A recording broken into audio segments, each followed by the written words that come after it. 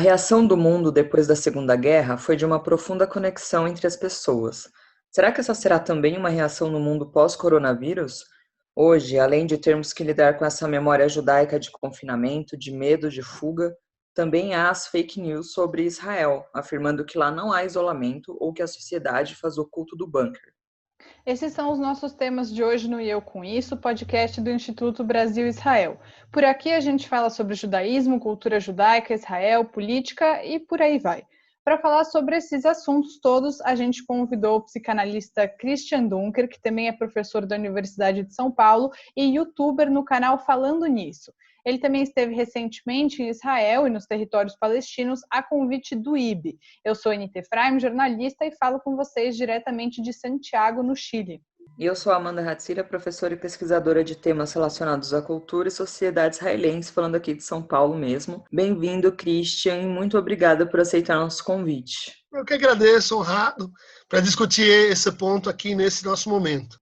Christian, acho que a primeira perspectiva, né, é a sua como psicanalista. A gente queria saber como que a psicanálise contemporânea está vendo esse novo tipo de isolamento social. A gente já tem ideias dos impactos que isso pode ter no futuro das pessoas que estão vivendo esse momento? A gente tem algumas pesquisas que surgiram no contexto, por exemplo, da SARS, do NH-N1, do Ebola, né, que foram epidemias que geraram situação de isolamento, quarentena e isolamento social, né? E essas pesquisas sugerem assim que a gente tem uma situação de alteração assim psíquica durante o processo, mas que existem efeitos colaterais disso até 3 anos depois do acontecimento. E vamos considerar que as quarentenas, né, no caso do Ebola, não passavam assim de 21 dias, de um mês.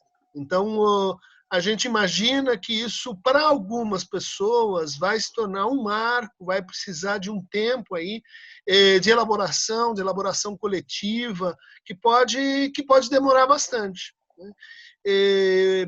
Acho que como uma situação inédita, nossa geração, acho que não viveu nada parecido com isso. Isso convida a um esforço de construção de uma história, né? Uma história que não é só a reedição das narrativas que a gente mais ou menos expõe sobre situações análogas, por exemplo, a narrativa da guerra, né? Por exemplo, a narrativa de alguns desastres, que também levam a gente para experiências próximas. Mas, de fato, nós estamos diante de um cenário que parece ser irredutível a essas experiências anteriores, né? Parece ser algo assim como um novo tipo de catástrofe. E aí, a elaboração coletiva é fundamental, né? O testemunho é fundamental. A criatividade, a forma como cada um vai fazer assim o testemunho disso é fundamental, né? Acho que precisamos de um tanto de tolerância e de humildade para enfrentar essa situação inaudita, e também muito de solidariedade, muito de abertura para o outro, de procura de uma espécie de contato restaurativo com o outro, né? A expressão, né, vamos então para distanciamento social, que é a expressão técnica, né, social distance, ela não é muito boa, porque na verdade presumiria assim que o contato social é o contato presencial. Sim e não. A gente vai enfrentar essa situação com essa nova tecnologia, com essa nova linguagem, que é a linguagem digital, que nós estamos nesse momento usufruindo, usando, né, como plataforma para estarmos juntos.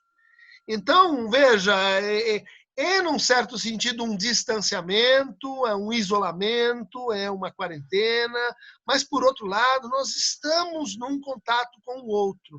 Nós estamos vivendo isso de forma muito mais coletiva do que, por exemplo, as experiências de epidemias ou as pestes medievais ou da antiguidade. Muito interessante, Christian, você falando dessas questões da narrativa de testemunho, que sou da área de literatura, estou achando muito interessante.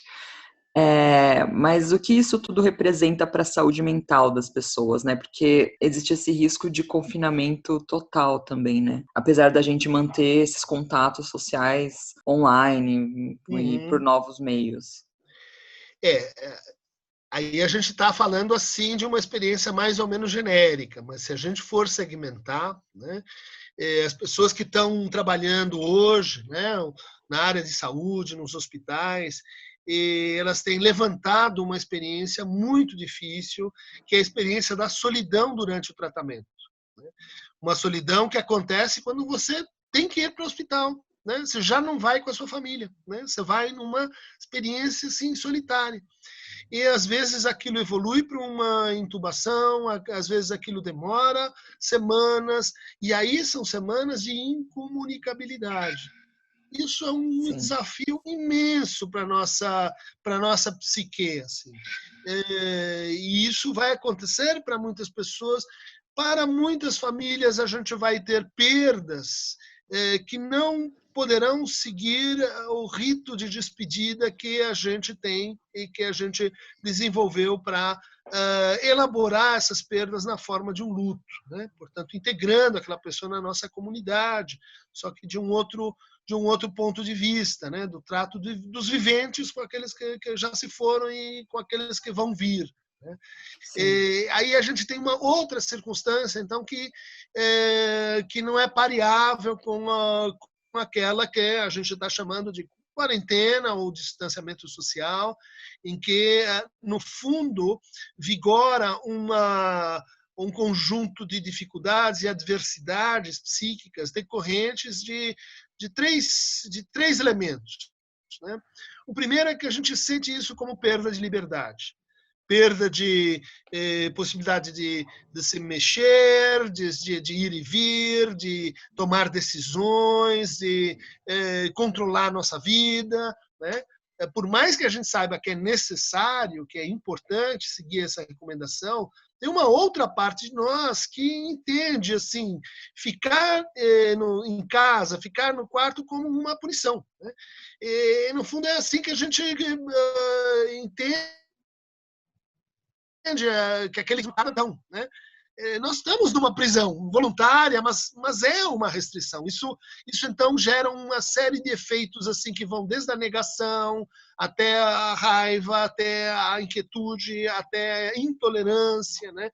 Que precisam ser em primeira face assim aceitos. Né? Isso vai acontecer, a gente vai ficar mais nervoso, a gente vai ficar mais inquieto, a gente vai ficar mais entediado, o tédio é uma face da angústia. Né?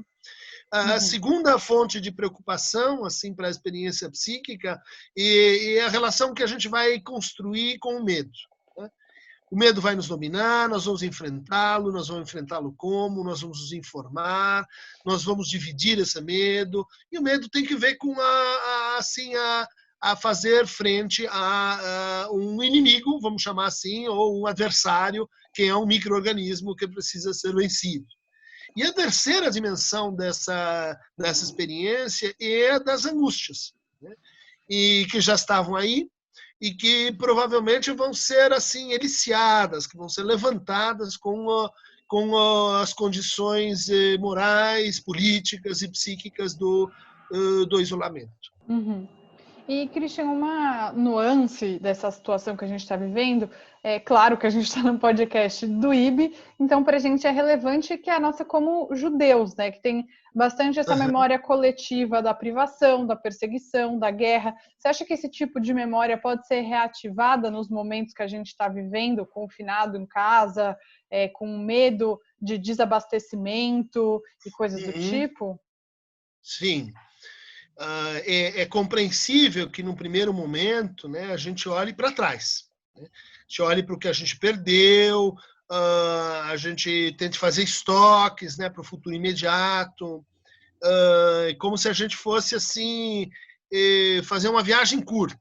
Né? Então, a gente estoca os víveres, a gente começa a pensar assim, nas condições de como a gente vai suportar isso.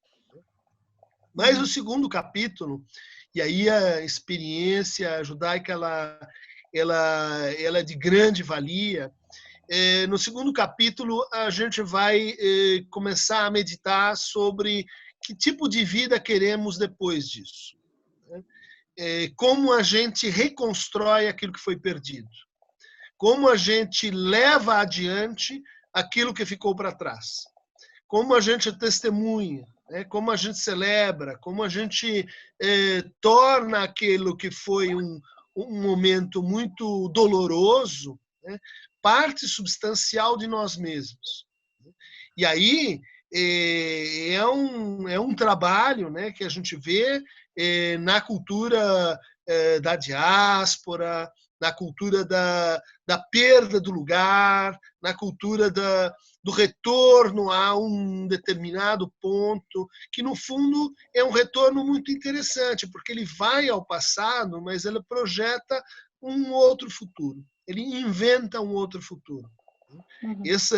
Esse laço me parece assim uma estratégia cultural que a gente tem no nosso baú, no nosso baú da cultura universal, que precisa ser convocada tanto no sentido assim da reconstrução que a gente vai ter dos diferentes países, quer dizer, mas de uma certa ética que existe na relação com a reconstrução.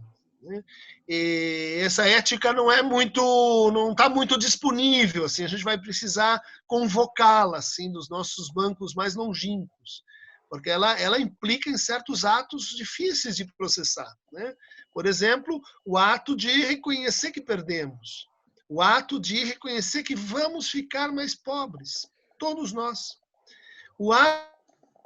Isso não é uma conspiração chinesa. Isso não é uma punição divina. Isso não é algo que a gente consiga reduzir ao conhecido. Isso é um desafio para que a nossa relação com o divino, se a gente quiser, ela comporte também a falta de sentido.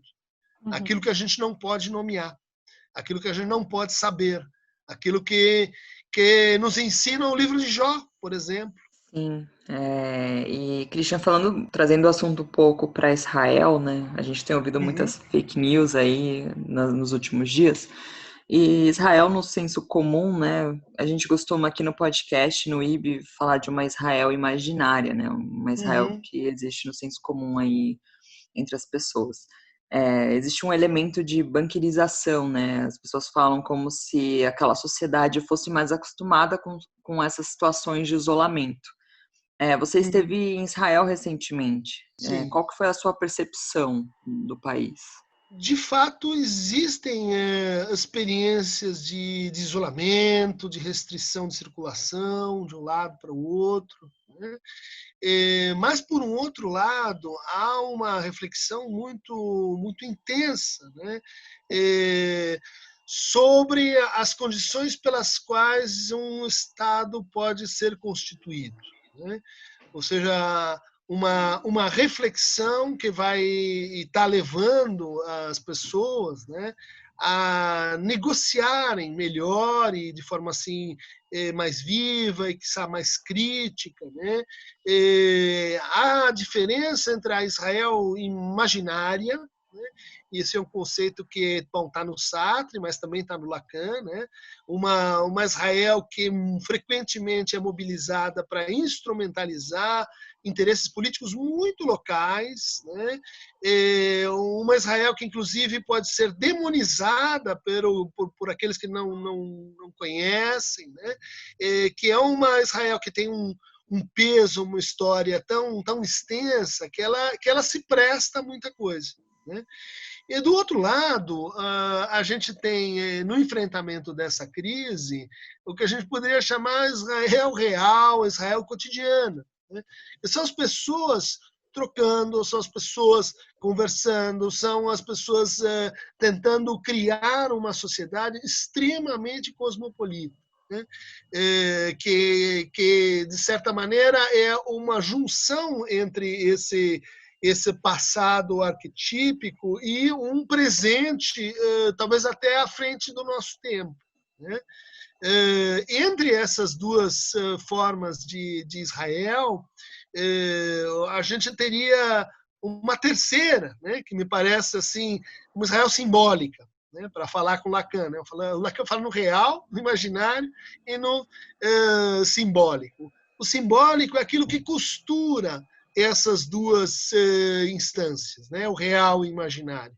É aquilo que diz, olha, a gente pode conectar essas duas coisas, a gente pode entender as atribuições de intencionalidade, os estereótipos, a gente pode entender a produção, né, política e moral de Israel imaginário, contrastando isso com o Israel real. Né? Mas o que vai surgir no meio disso é justamente um hiato, uma espécie de espaço de indeterminação, né?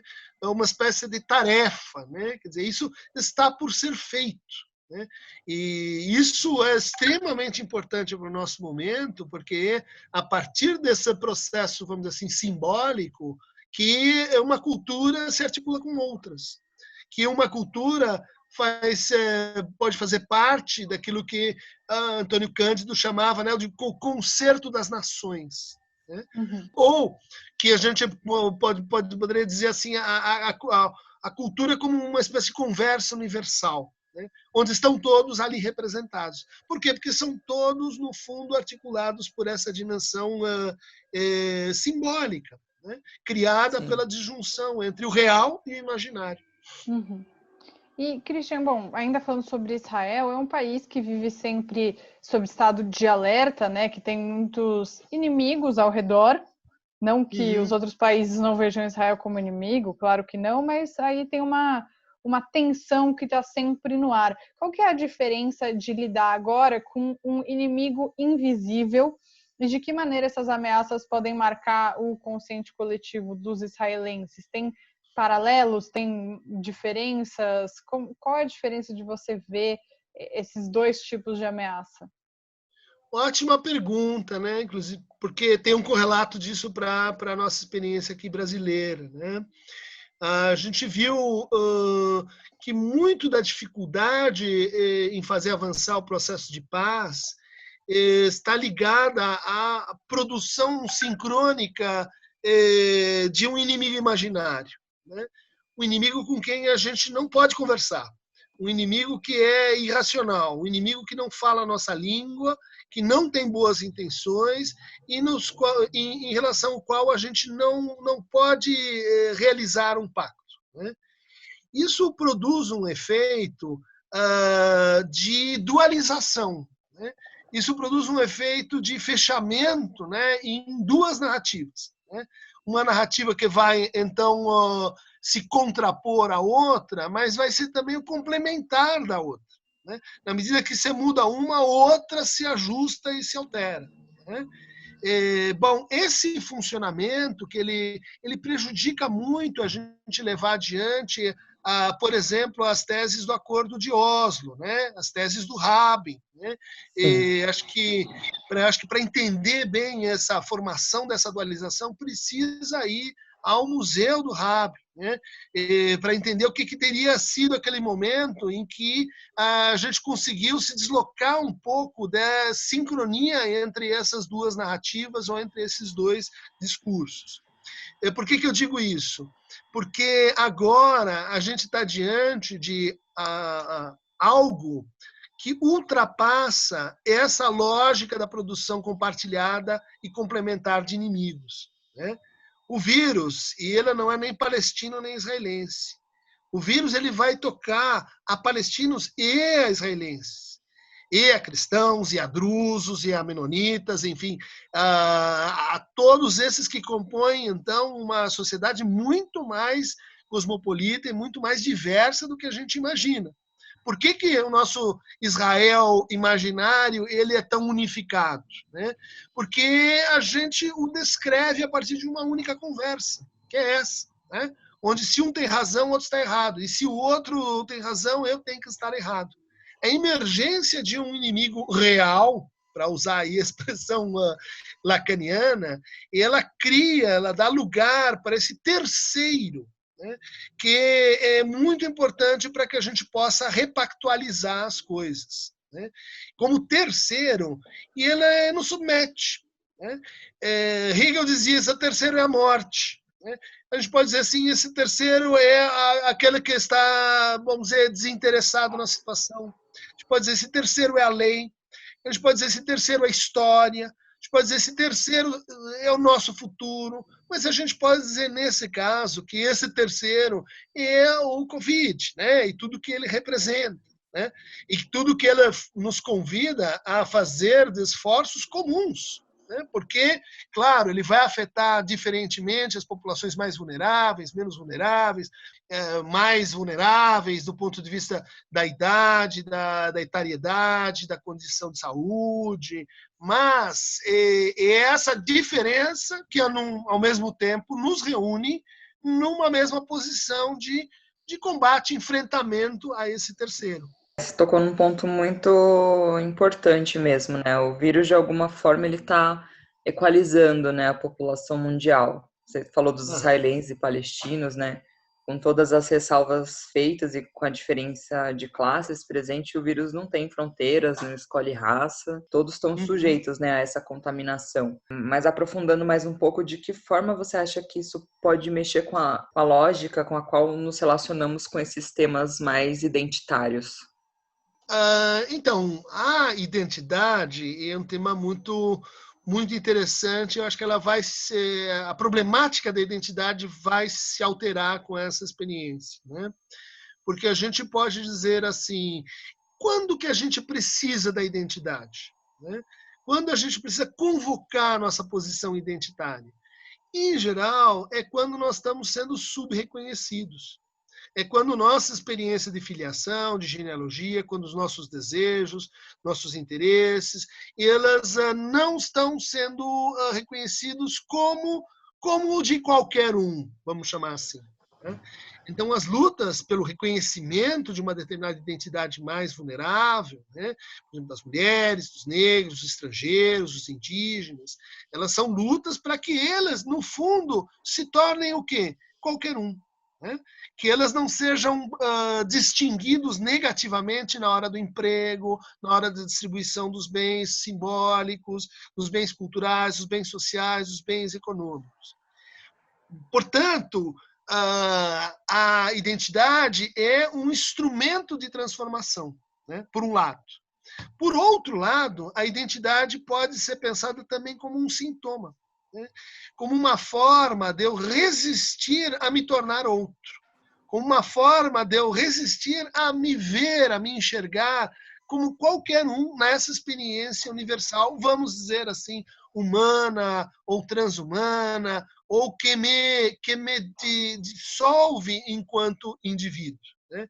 Então, esse sintoma, como sintoma em psicanálise, ele é feito da nossa história, dos nossos desejos, ele é feito do nosso narcisismo também.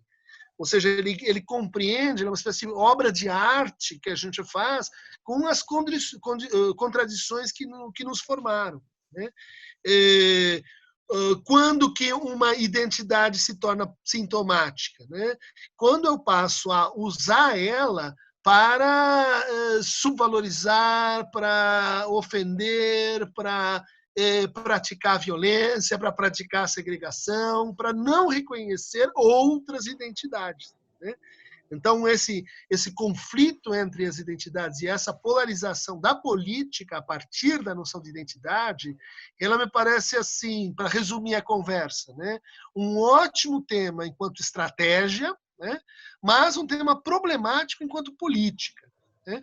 Então, vamos pensar assim, a gente tem a tática, que é como a gente age no curto prazo, a estratégia no médio prazo, e a política, que é para onde a gente quer ir.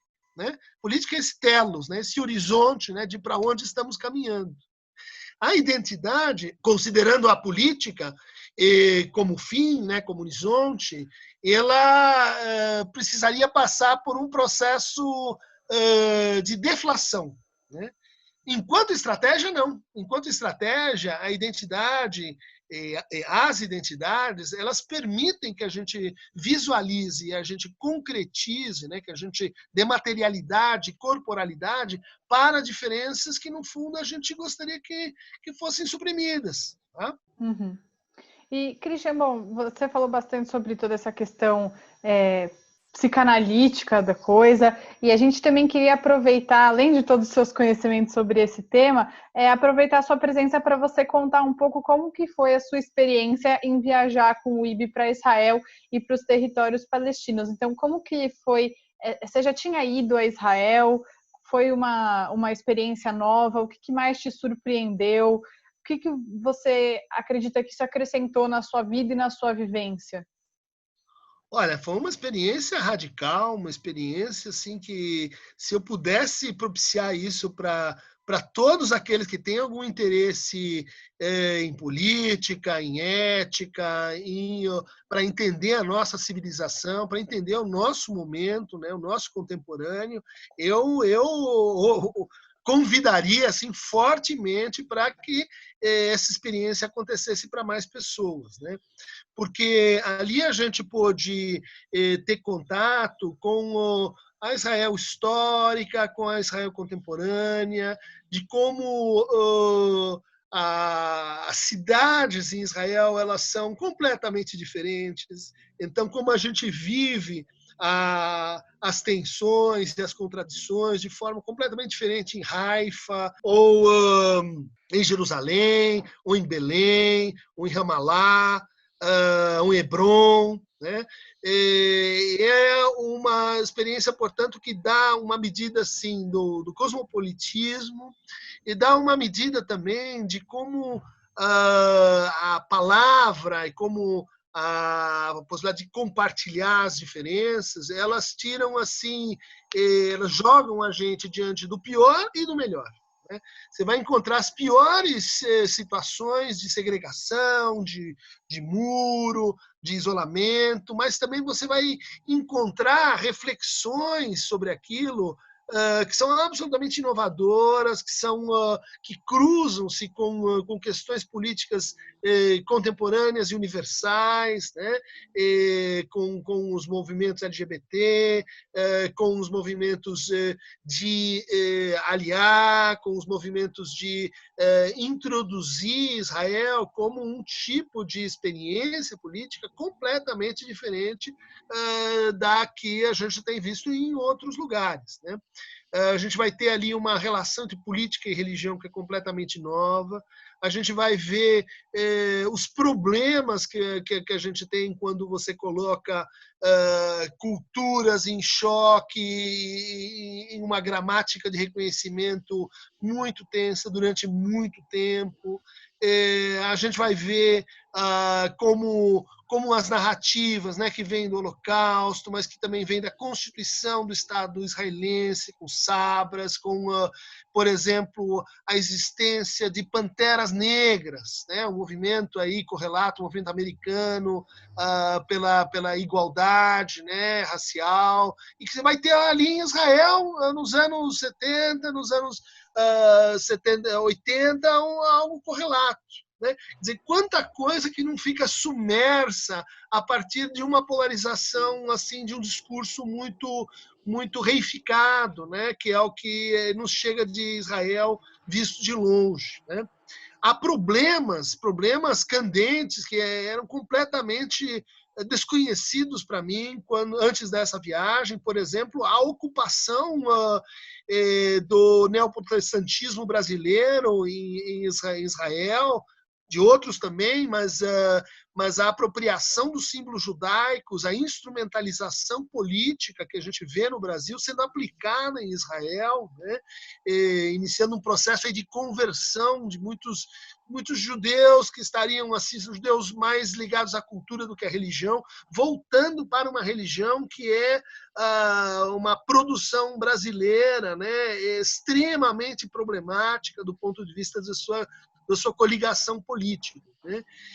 Então, esse é um problema que aproxima Israel e Brasil muito pouco tematizado. Né? Então, a gente entende as declarações de Bolsonaro, vou trazer a embaixada para Jerusalém, a gente entende por que Israel o Brasil mudou completamente a posição em relação à política externa, em relação a Israel.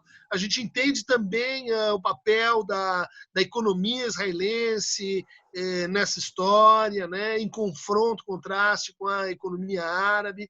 A gente vai percebendo que a conversa é muito mais complicada e muito mais interessante do que a gente consegue entender assim de longe, né? Inclusive o próprio sionismo, né, se torna uma questão crucial até para a gente entender a história, as suas variantes, desde o Herzl, de como o sionismo e a constituição da ideia de nação elas são igualmente problemáticas e organizativas aí para o nosso momento, né? Acho que há um sionismo de esquerda, há um sionismo de direita, há uma crise do sionismo. Acho que é uma discussão aberta e que é muito interessante que a gente possa participar disso. Uhum. Sim, Christian, muito interessante. Você resumiu bem, fez uma boa síntese do que foi a viagem. Eu participei também da viagem do IB no ano passado e foi também muito importante, não só para a minha formação, mas para entender o nosso próprio contexto político, né? E é uma viagem que você volta com muito mais perguntas do que respostas, né? Sim. O que é muito importante também, né? Porque se você acha que tem todas as respostas, você provavelmente está indo pelo caminho errado. A questão é muito mais como complexa. a nossa situação com o vírus, né? Se você acha que está entendendo, não está confuso e nem está com medo, procure um psicanalista, você tem um problema. Pois Tá confiante que vai dar tudo certo, que o mundo vai voltar a ser o que ele era rapidamente. Não é só uma gripezinha, né? Procure um psicanalista. Algumas pessoas estão precisando desse conselho mesmo. Sim, você falou do medo, aproveitando assim, só para já ir encaminhando para o final aqui o nosso episódio, o medo tem sido um grande tema atual, né? O que você tem escutado sobre os medos nesse novo contexto? Tem um deslocamento, né? Se a gente for olhar um pouquinho para trás, do medo ligado a inimigos produzidos, né? Quer dizer, a gente tem que ter medo. O afeto fundamental da política tem que ser o medo. Medo dos comunistas, dos vermelhos, ou dos de direita, dos totalitários. A gente tem que ter medo, né? Vence a batalha quem conseguir produzir o medo mais consistente, né? Por quê? Porque esse medo ele se conecta com as nossas angústias mais regressivas, né? E tendo essa experiência do medo, né? Por exemplo, o medo social, o medo do outro, o medo do estrangeiro, né? A gente se demite enquanto sujeito político, enquanto sujeito desejante. Porque a gente diz assim, olha, o que eu posso diante de tanto perigo? Não posso nada, eu só posso me melancolizar, eu só posso me deprimir, eu só posso me conformar assim, a minha experiência individual, solitária, né? Que é grande tema, né, do medo da política desde o Hobbes, desde o Locke, desde o pensamento da modernidade, que, olha, o mundo lá fora é muito perigoso, muito violento, então abra mão da tua forma de pensar e transfira isso para um pai protetor, transfira isso para um tirano protetor, transfira isso para um leviatã, né? Esse é o nosso momento pela entrada de um outro tipo de medo, né? Claro que tem gente que vai querer dizer é a mesma coisa, né? Eu reputo que estamos num medo diferente e ele pode ter uma ação terapêutica sobre o medo anterior. Então eu sou, apesar dos pesares, otimista com o que pode vir aí pela frente. Espero que você esteja certo, Christian, porque só o otimismo para salvar a gente nesse momento, né? Não é fácil. Christian, muito obrigada por participar com a gente, foi um prazer, ainda bem que deu certo de a gente conversar, a gente estava ansioso por esse momento, todo mundo no IB fala de você e te elogia e toda a sua postura e o seu conhecimento, então um privilégio ter você aqui com a gente no Eu Com Isso. Muito obrigada, Christian. Obrigado a vocês, eu queria fazer um elogio ao IB, que realmente nesse momento tão difícil está tentando trilhar um novo caminho, e tenho uma simpatia assim muito grande pela proposta, né? Porque no fundo acho que entendo como uma proposta muito próxima do que a gente tem tentado fazer, né? Derrubando os muros dos condomínios universitários, dos condomínios psicanalíticos, dos condomínios da alta cultura, né? Tentando criar novas conversas. Eu acho que o futuro é por aí. Parabéns vocês, André, Amanda, Efraim, tá bom? A gente se vê por aí. Shalom! Shalom, tchau, tchau. E atendendo aos vários pedidos que recebemos da mesma pessoa, vamos voltar aí com as nossas dicas culturais ao final dos nossos episódios, com o IB Indica. Nossa dica da semana, para quem gostou da série Shtisel, que foi recomendada, aliás, nas redes sociais do IB pela Anitta, vai se interessar por Unorthodox. Uma série que acabou de chegar na Netflix. É uma minissérie de 4 episódios, narrando a história de uma moça que nasceu numa comunidade de ultra-ortodoxos em Williamsburg, no Brooklyn, Nova York. A Esty não está conformada com o casamento arranjado, com a obrigação de gerar um filho atrás do outro, né? Que é uma cobrança em cima das mulheres ali na comunidade a que ela pertence. Ela também não se conforma com o fato das mulheres serem impedidas até de estudar, ela que tem um grande interesse no estudo de piano e se vê impedida pelo marido depois do casamento a dar continuidade às suas aulas, foge para Berlim. A trama ela é baseada num livro de memórias da Deborah Feldman. A Marília Neustein, né, para quem acompanha o nosso podcast, conhece bem, leu o livro e disse que ele é ainda melhor que a série. E a série é realmente maravilhosa, realmente impactante. É dramática, mas também tem uma doçura ali. A protagonista é maravilhosa. Essa atriz, a Shira Haas, que aliás aparece em Shtisel, é incrível. A série tem uma pesquisa assim impressionante assim da vida, né, dos racídicos. Ela foi muito bem caracterizada. Ela também mostra os contrastes, né, entre diferentes tipos de judeus. Tem uma personagem israelense, a Yael. Ela é essa típica israelense direta ao ponto, grossa e nada, né, como o próprio nome da série diz, nada ortodoxa. Nada religiosa, que vê os racídicos como lunáticos, né? Esse contraste é muito interessante. Eu fiquei muito tocado, assim. O episódio final é de morrer, de chorar junto com a protagonista. É de uma beleza enorme, impressionante, como a personagem se transforma ao longo da série. É surpreendente, assim, as reviravoltas que ele dá. Existe uma tensão também muito grande durante todo o percurso, porque ela é perseguida, ela vai ao encontro de uma mãe que supostamente a abandonou. E para quem já viu One of Us, também na Netflix, sabe o drama que principalmente as mulheres enfrentam, sobretudo quando têm filhos e querem sair por todas as pressões que sofrem dessa comunidade, sabe do que essa série tá falando. Então, nós indicamos essa série. Vale muito a pena agora, durante esse período de confinamento pelo qual estamos passando, né? Aproveitando para maratonar todas as séries possíveis. E depois contem pra gente o que vocês acharam. Ficou muito longo aqui, mas é isso, gente. Beijão e até a próxima.